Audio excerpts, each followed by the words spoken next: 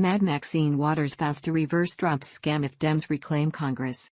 Illegal aliens, along with human and drug traffickers, continue to traipse across our borders.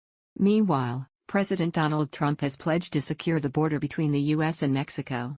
He has repeatedly called for the immediate deportation of illegal aliens and implemented policies to that end, such as the zero-tolerance policy.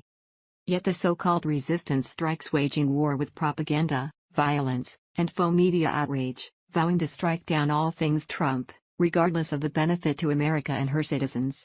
As a result, President Trump is now calling their bluff, stating he would be willing to shut down the government unless Democrats in Congress help pass immigration reform, including funding the wall.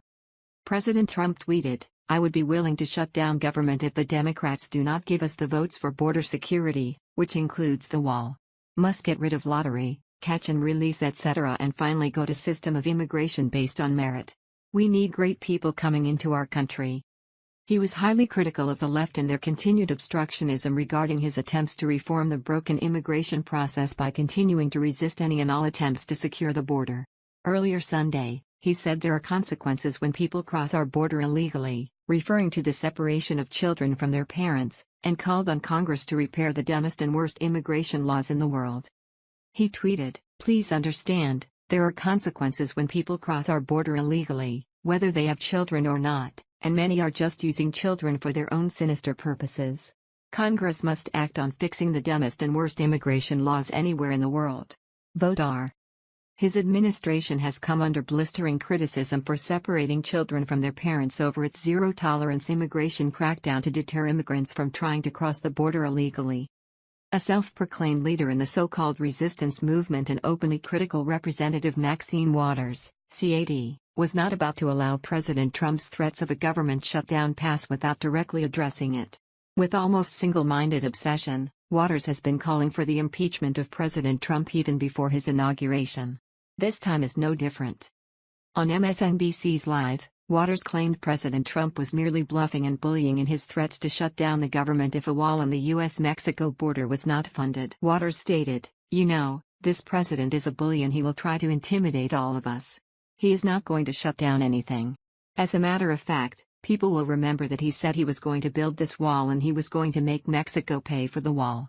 They said they weren't going to pay for anything. Now he wants the American citizens to pay for this wall. American citizens are not going to pay for this wall. He is not going to shut down the government and we are not going to be intimidated by his bluffing and bullying." The left is going bonkers over her statements, saying that she humiliated Trump. Here's a tweet from a liberal with a video of Waters. Attempt to attribute the booming economy to President Trump's predecessor, former President Barack Obama. Waters expressed clearly faux concern about the deficit, as a result of the tax bill. Of course, the economy has improved, and of course he would like to take credit for all of that, she told MSNBC anchor David Gura. But in the final analysis, when this country understands and feels what has been done with the tax scam and what that's going to do for our deficit in this country, it's going to be reversed. Yet the disaster that is current American immigration, along with the current issues stemming from the massive influx of illegal aliens, can be directly attributed to prior administrations, specifically the former Obama administration. Take a trip down memory lane with me if you will and see that the former Obama administration set America up for failure regarding immigration and the illegal influx. This was the origin of the crisis. It was manufactured under the Obama administration, starting with DACA.